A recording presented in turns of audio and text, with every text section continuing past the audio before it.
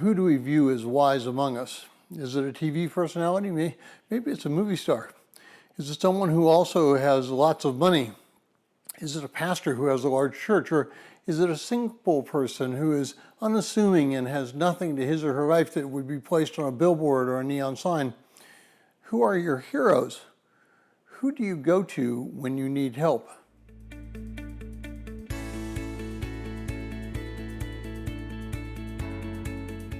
If you're joining us in reading through this 6-month reading plan through the book of Psalms, today's reading is Psalm 110 and 111, and I encourage you to read that section. Psalm 111 verses 9 and 10 says, "He has sent redemption to his people. He has ordained his covenant forever. Holy and awesome is his name. The fear of the Lord is the beginning of wisdom. A good understanding have all those who do his commandments. His praise endures forever."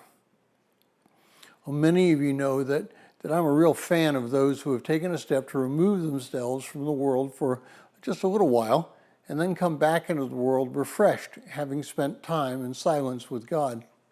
In the 14th and 15th century AD, a movement grew in the Eastern Church. It was a movement that focused on silence and removing yourselves from the daily distraction and spending time alone with God in complete solitude. Now, in many quarters of the church, it was not well received. But those who were against the movement could not argue with the results of the people's lives who practiced this type of worship. Now, we here in the West are particularly against this type of thing. We may talk about getting alone with God, but many of us don't practice anything close to getting alone. We still have our electricity, we have our conveniences, we just think that we can spend a few minutes with silence and meditation and experience a significant change in our lives. Wisdom only comes from knowing God. Wisdom comes only from recognizing God's holiness and his awesomeness. We cannot claim to be wise if we do not follow that which God has laid out before us. And we cannot know what God has laid out before us unless we concentrate on learning about who he is. Concentration requires solitude, and our world demands that we not have any privacy. Those of us who are parents and grandparents may spend significant time with our grandchildren.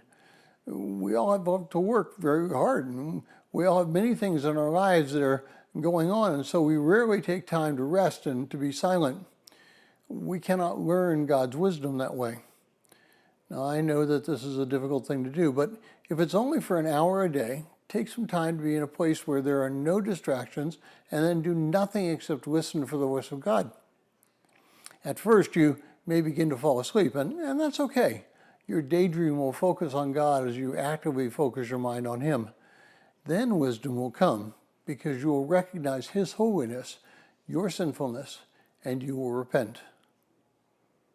And if you would like a PDF copy of this entire reading plan, please send an email to phineasjacobus@runningtohim.net.